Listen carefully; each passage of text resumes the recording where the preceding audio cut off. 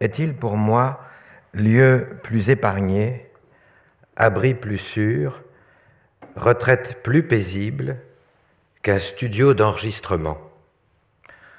Enfermé de toutes parts, encapitonné, assis devant le seul micro, à voix haute, sans effort de projection, dans le médium, 2 ou 3 heures durant, je lis les pages d'un livre.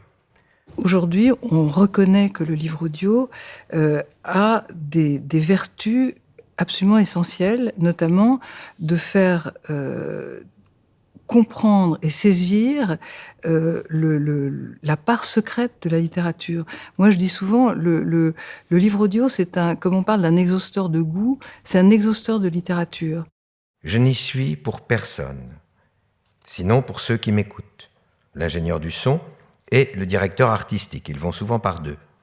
Leurs interventions, à mesure que la lecture progresse, se font plus rares.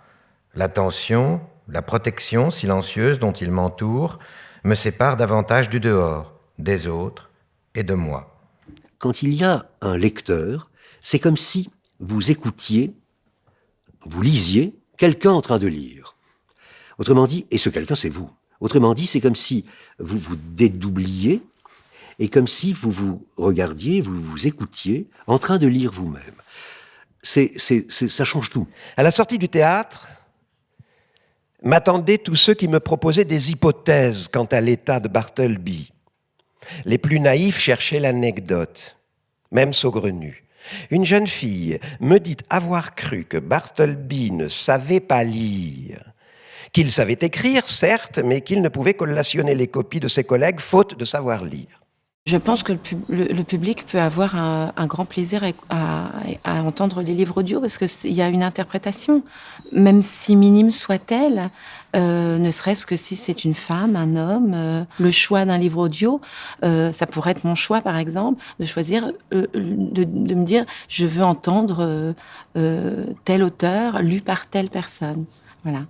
À peine le boiteux a-t-il entendu ça, aïe, quel coup au cœur, qu'il file à sa forge, la machine infernale qui le rumine au fond de lui.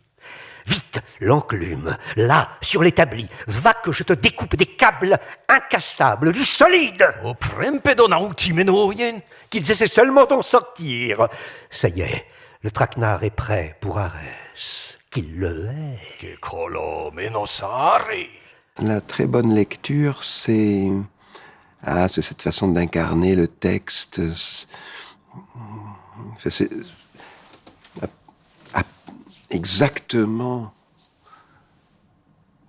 au niveau de l'auteur, ou plutôt que la voix du comédien serve de révélateur, comme si elle était le révélateur de la photographie de l'auteur. À minuit, quand la pluie cessa, Pelayo et Elisenda tuaient encore des crabes. Mais peu après, l'enfant se réveilla. Sa fièvre était tombée et il avait faim. Alors ils se sentirent l'âme généreuse et décidèrent d'installer l'ange sur un radeau avec une provision d'eau douce et des vivres pour 3 jours, puis de l'abandonner à son sort en pleine mer. Si je décide par exemple de lire un livre de manière un peu monocorde, ou un peu triste, ou un peu absente, un peu distraite, ça donne un certain goût, une certaine saveur à l'écriture de tel auteur. Mais si le lendemain je décidais de le lire de manière beaucoup plus vive, beaucoup plus aiguë, beaucoup plus rapide, beaucoup plus nerveuse, etc., ce serait une autre saveur. Et pourtant ce serait les mêmes mots, le même livre, la même chose. Donc il faut faire attention à ça. Nous avons une responsabilité en quelque sorte, nous les lecteurs à haute voix. Dans le petit habitacle de ma Fiat Panda, elles ébauchaient, peignaient, dressaient des mondes, des vies, des temps, des figures, parfaitement matérialisées dans ma mémoire, dans ma voix. Elles sont dans ma voix, je l'espère. Moi, je les entends. Elles forment tous les paysages, étendues désertiques, contrées verdoyantes, reliefs. La voix de Michel Bouquet est un massif élevé, dentelé. La voix de Vitesse, un bois de bouleaux traversé de chevaux au galop. Celle de Dussolier, une campagne à la tombée du soir, bruissante, paisible, secrète. Je les ai tous imités. Je reconnais leur timbre à la première inflexion. Je les parle inlassablement. il y a eu pendant très longtemps un peu l'idée que l'essence de la littérature ne passait que par le livre papier. Donc, comme si l'audio-lecture était une sorte de sous-lecture, ce qui n'est absolument pas le cas. Hein. Dire la tradition orale littéraire, elle a toujours existé. Elle existait dans les salons au XIXe siècle. Enfin, un texte qui ne pouvait pas être mis en bouche, il n'existait pas. Donc, on renoue avec une tradition qui a toujours existé, au fond. Entre les années 60 et les années 90, il était très malvenu de lire à voix haute. Dans l'apprentissage de lecture, la haute voix était proscrite, alors qu'aujourd'hui, elle est prescrite. Et quand on était ma génération, moi je suis un petit-fils de Valéry et un fils des structuralistes. Autant vous dire que la voix haute, et d'ailleurs la narration, le roman narratif avait assez mauvaise presse de mon temps. Et dans l'apprentissage de la lecture, je revois la tête de ma petite fille. Je vais la chercher à l'école, je l'amène à la maison, je vais dans ma chambre corriger mes copies, elle va dans la sienne commencer déjà à faire ses petits devoirs, et au bout de 10 minutes, je la vois débarquer dans ma chambre avec un air lamentable, morte vivante, et me demandant « Papa, faut que tu me fasses réviser ma lecture silencieuse. » Et c'était terrible. Départ pour Lemnos, la cité radieuse. C'est de toute la terre l'endroit qu'il préfère.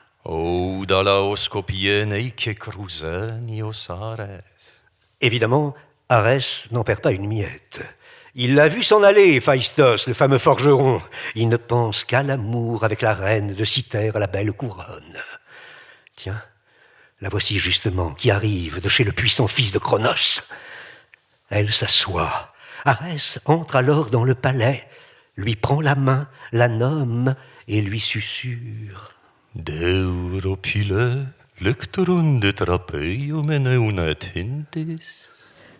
Alors, je crois que c'est un réel plaisir déjà d'être capté par une voix. Il faut que la voix puisse porter aussi le texte et être dans les mots du texte, être avec la respiration de quelqu'un, c'est magnifique. Et ça permet à des gens qui n'ont pas le temps de lire, par exemple, de découvrir aussi des textes et peut-être après d'aller les lire. Et en les lisant, ils sont peut-être portés par la voix qu'ils ont entendue. Un monsieur d'un certain âge soupçonnait Bartleby d'être le fils caché du notaire. Tenté par le drame bourgeois, il prêtait des origines au héros et lui volait un destin. Pour la défense de cette naïveté, il faut rappeler que Melville lui-même ne tirait pas son Bartleby du néant. Un ami de jeunesse, fort malade, il s'appelait Eli James Murdoch Fly, lui aurait servi de modèle. Donc c'est aussi un travail sur la voix, sur la façon de faire, d'interpréter juste avec la parole et avec le son de la voix et l'énergie passe juste là-dedans. Voilà, il n'y a pas tous les oripeaux du théâtre, il n'y a pas. Donc c'est plutôt très, très agréable. Cet exercice n'est pas facile, mais plutôt très agréable. Allez, venez les voir, ici, tous les deux, en pleine coucherie. Et dans mes draps, encore. C'est trop fort, je n'en crois pas mes yeux, c'est lamentable. Plus de danger qu'on les y reprenne, à coucher, même en vitesse, même fous l'un de l'autre. Tout à l'heure, fini de sauter dans le lit, plus envie, hein. Mais, et voilà la ruse, mon filet les tiendra tous les deux prisonniers. Pendant les nuits de tempête, ils s'y retrouvaient tous ensemble, une arche au milieu du déluge. En écrivant des livres pour la jeunesse, j'ai parfois l'impression d'écrire dans cette arche, entourée de rêveurs, de marchands ambulants ou d'aventuriers. Moi, j'aime beaucoup cet exercice parce que ça me rappelle beaucoup l'enfance. C'est-à-dire que je voyais là, comme on est en bifrontal en plus, on se voit bien et chaque fois qu'on écoutait les paroles, soit des gens qui ont lu juste avant, ou les paroles enregistrées, on est comme des enfants. On se rappelle quand on était petit et qu'on écoutait les histoires, soit les histoires les cassettes ou les CD pour les plus jeunes. Je pensais en écoutant tout ce qui se disait là, qu'il y a une différence quand même entre lire, dire, raconter. Il décide de s'écrire une lettre à lui-même. « Bien cher moi », commence-t-il heureux de sa formule. Mais après un vide, un blanc, que dire? Il voudrait s'écrire « Je t'aime ». Mais c'est un peu beaucoup dans une première lettre. Alors il trace ces 3 mots-là. Comment ça va? Est-ce qu'il saura comment il va quand il la recevra? Pas sûr. Est-ce qu'il sera content qu'on lui pose une question si intime? Pas sûr. Mais il ne l'efface pas, il continue. Bon, ben voilà, c'est pour te dire que je pense bien à toi, moi. Allez, salut-moi et à bientôt. Assez pour aujourd'hui, il signe, indique soigneusement l'adresse et va poster sa lettre. Le lendemain, le facteur la glisse sous la porte. « Oh, qui a bien pu m'écrire » dit M. Satie joyeusement. Il ouvre la lettre et la lit ravi, s'en écrit 2 autres. Le jour suivant, le facteur sonne. « 2 lettres de la même personne, M. Satie ? Auriez-vous quelqu'un dans votre vie ? » « Oh que oui !» répond M. Satie. Un jour, dans la fosse du centre Pompidou, tout en bas, était invité l'écrivain Borges. Il était très âgé, totalement aveugle, accompagné de sa jeune épouse, et il s'appuyait sur une canne, et il a dit une chose qui m'a tout à coup éclairée. Il a fait la différence entre un texte et une histoire. En fait, ça paraît assez surprenant parce qu'on voit Erik Satie en train de s'écrire une lettre à lui-même. Alors il faut savoir qu'il le faisait, qu'il les postait pour de vrai, qu'on a retrouvé les liasses à sa mort. C'était à la fois triste et complètement réjouissant. Et donc évidemment, ça surprend les enfants. Et d'ailleurs, la dernière fois, j'ai improvisé l'exercice. J'ai dit, écrivez-vous aussi un petit mot, là, juste maintenant. Alors je me suis rendu compte que c'était des SMS qui s'écrivaient plutôt que des mots. Alors devant moi, il y avait un petit garçon qui s'est écrit à lui-même « C'est normal que tout le monde t'adore, tu es le plus beau et le plus intelligent de la classe. » Et la petite fille qui était juste à côté, c'était plus joli, elle a dit « Ça fait longtemps qu'on ne s'est plus vu, il faudrait qu'on se revoie. » Alors épuisé, il s'arrête, et puis il demande au démon « Dis-moi, toi, pourquoi tu danses comme ça et pourquoi tu as l'air si joyeux ?»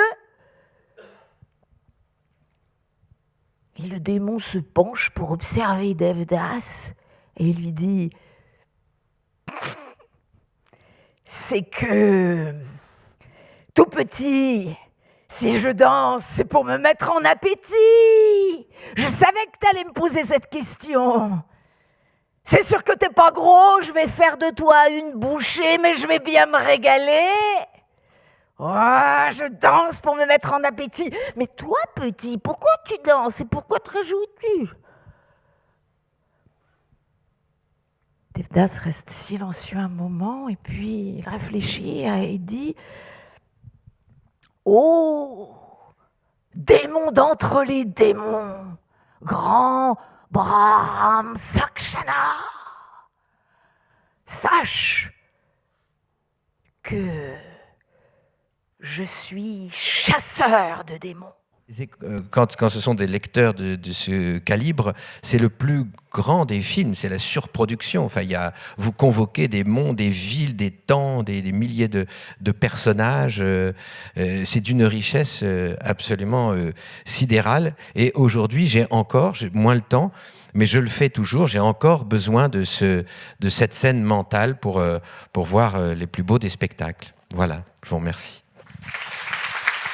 Merci, un grand merci, tout spécialement à la Comédie Française, à Éric Ruff, administrateur général de la Comédie Française, au Syndicat National de l'Édition, à la SOFIA et à tous ceux, à vous tous, qui avez rendu cette soirée possible. Merci.